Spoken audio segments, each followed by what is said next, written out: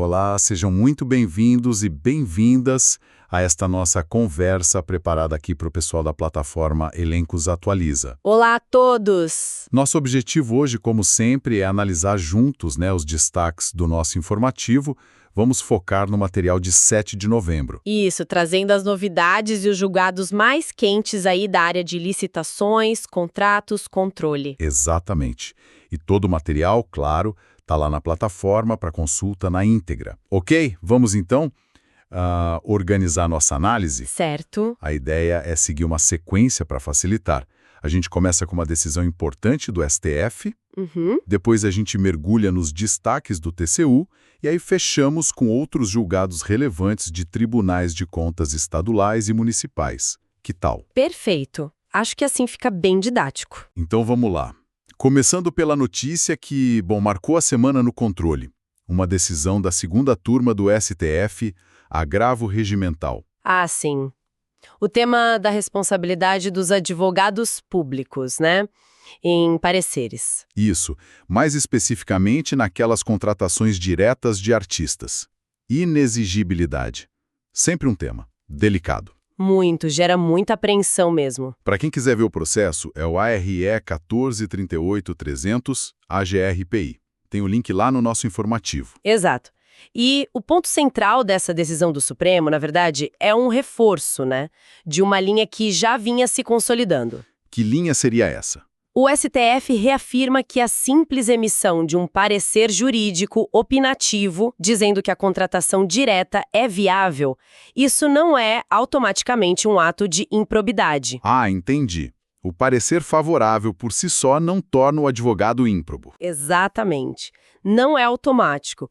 E o que é instrutivo aqui é olhar a fundamentação que o STF usa.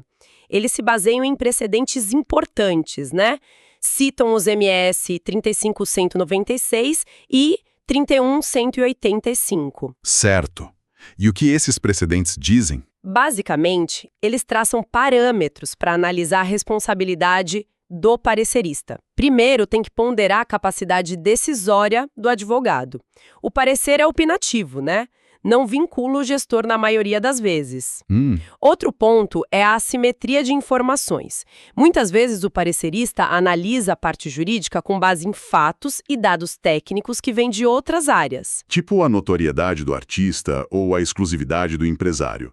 Coisas que não são estritamente jurídicas, Perfeito. Como responsabilizar o parecerista por algo que foge da análise técnico-jurídica dele? O STF reconhece essa dificuldade. Faz sentido. E tem mais. A decisão reforça também a natural divergência de interpretações no direito. Uma tese defendida no parecer pode não prevalecer depois, mas isso não a torna ilícita automaticamente. Claro, o direito não é uma ciência exata. E fundamental, o parecerista pode e deve registrar ressalvas, cautelas, recomendações. Se ele aponta os riscos, as condições, ele cumpriu o papel dele. Entendi. No caso concreto lá do Piauí, o tribunal de origem não tinha observado esses critérios.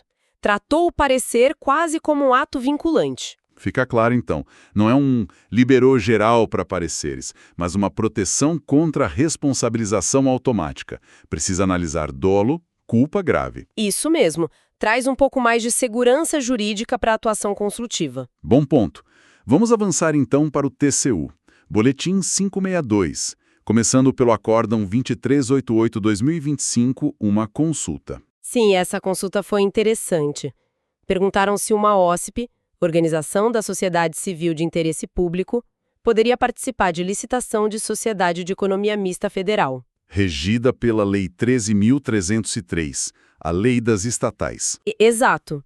A dúvida surge pela natureza da OSP, voltada para parcerias, e a lógica mais empresarial da estatal. E aí, pode ou não pode? O TCU disse que sim, mas com uma ressalva importante.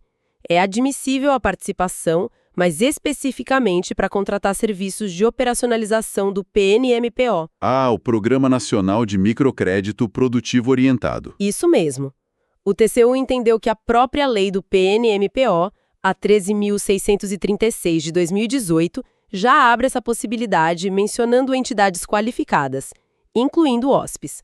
Só que E aqui vem o alerta do TCU no mesmo acórdão. Atenção aí, pessoal. O tribunal disse: uma coisa é a OCIP poder participar da licitação, outra, bem diferente, é a estatal fazer contratações diretas com essas entidades para operacionalizar o PNMPO sem motivação adequada, sem demonstrar que se encaixa nas exceções da lei das estatais e, principalmente, sem fazer um processo competitivo. O TCU foi claro: fazer contratação direta, sim, viola a Lei 13.303 e vários princípios. Legalidade, impessoalidade, moralidade, isonomia, toda aquela lista, né? Toda.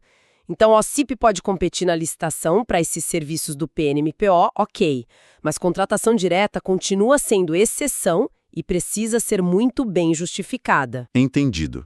Um alerta importante para as estatais que atuam com microcrédito.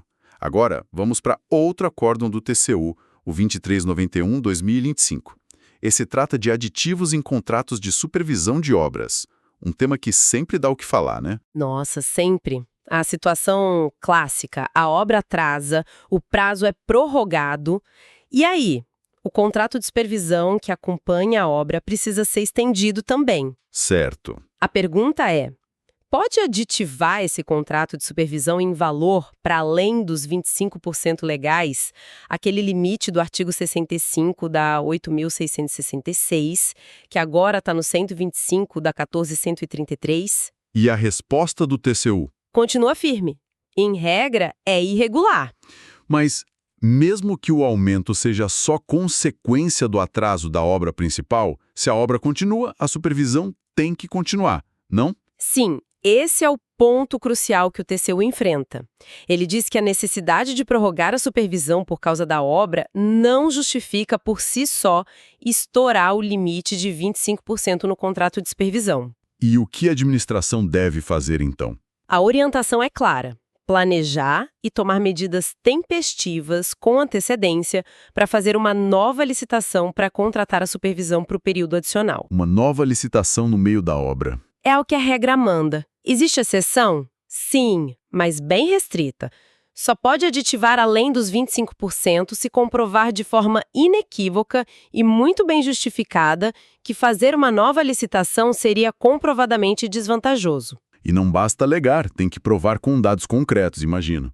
Custo da licitação, desmobilização, mobilização, curva de aprendizado. Exatamente. Tem que mostrar que o prejuízo de licitar de novo seria maior que manter o contrato, mesmo acima do limite. A régua é bem alta para essa exceção. Nossa, isso exige um planejamento e uma gestão de riscos contratuais muito afiados.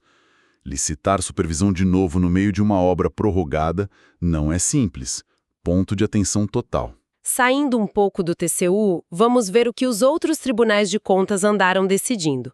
Começando por Pernambuco. Sim, temos o prejulgado 32 do TCE de Pernambuco.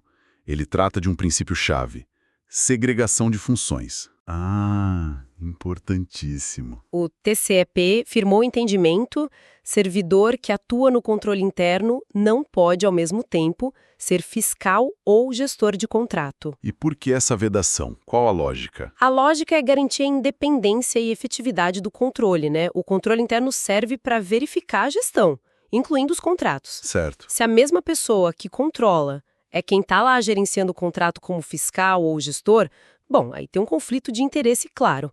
Como é que você vai fiscalizar a si mesmo com isenção? Fica complicado. A segregação garante esse olhar externo na execução. Claro que em órgãos menores pode ser um desafio implementar pela falta de pessoal, mas o princípio é esse. Entendido. E no Paraná, o TCE-PR falou sobre fiscalização de obras. Isso, foi uma recomendação feita no contexto de um caso lá em Campo Bonito, mas vale para todo mundo. O TCE reforçou que o poder público tem o dever de fiscalizar efetivamente e periodicamente todas as etapas da execução de obras. Não é só pro forma, então.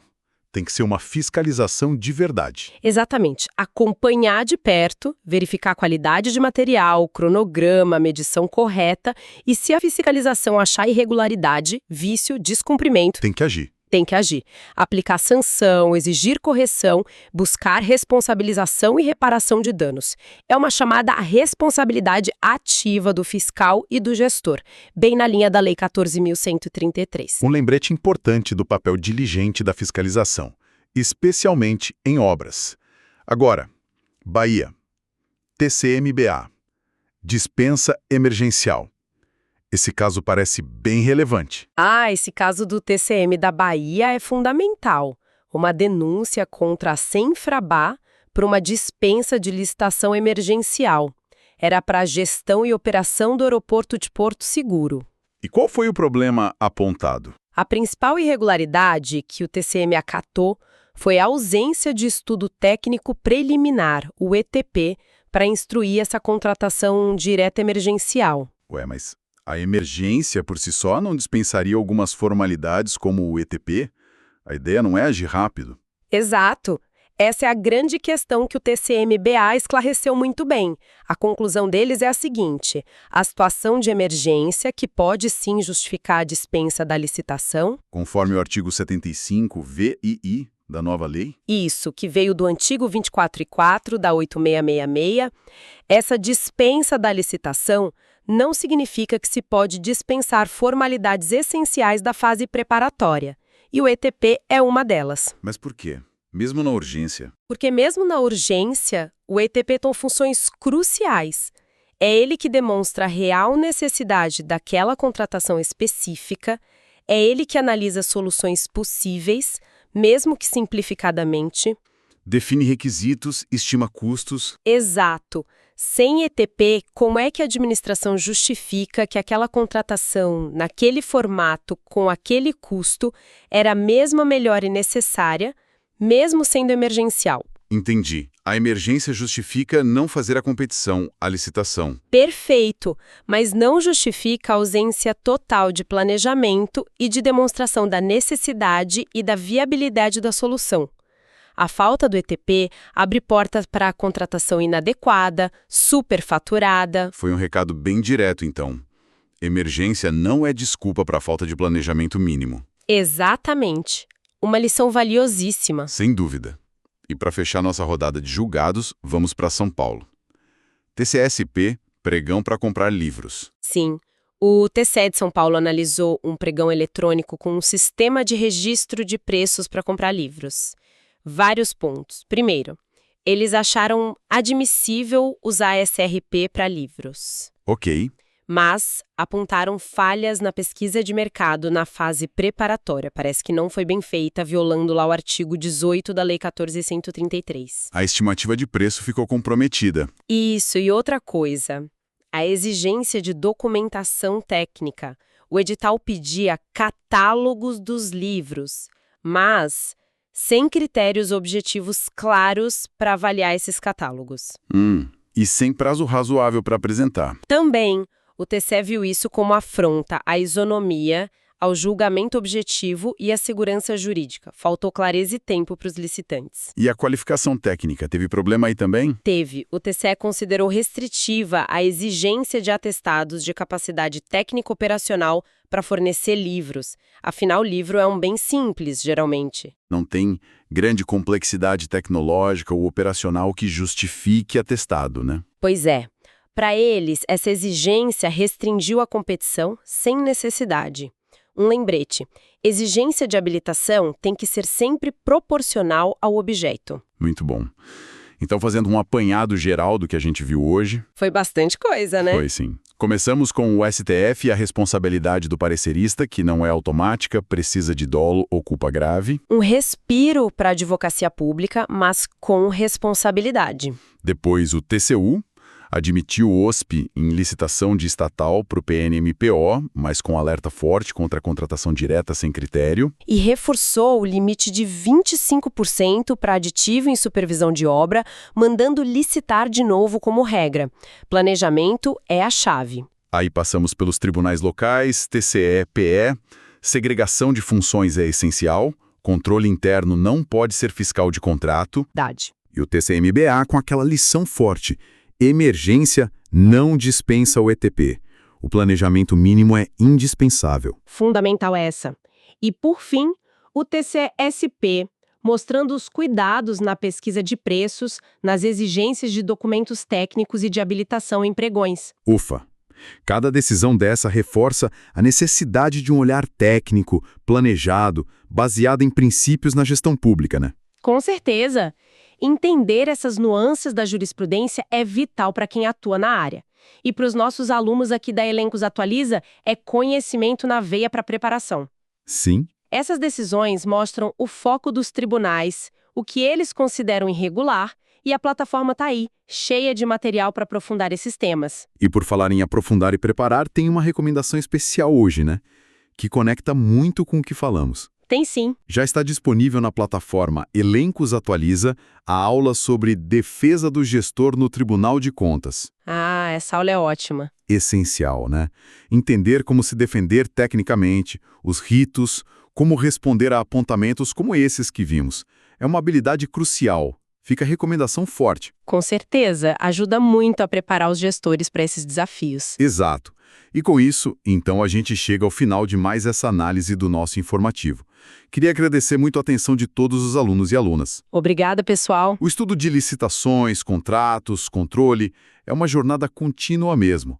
Esperamos que essa conversa tenha ajudado um pouco nessa caminhada. Que tenha sido proveitoso. Desejamos a todos e todas ótimos estudos. Continuem firmes. Bons estudos!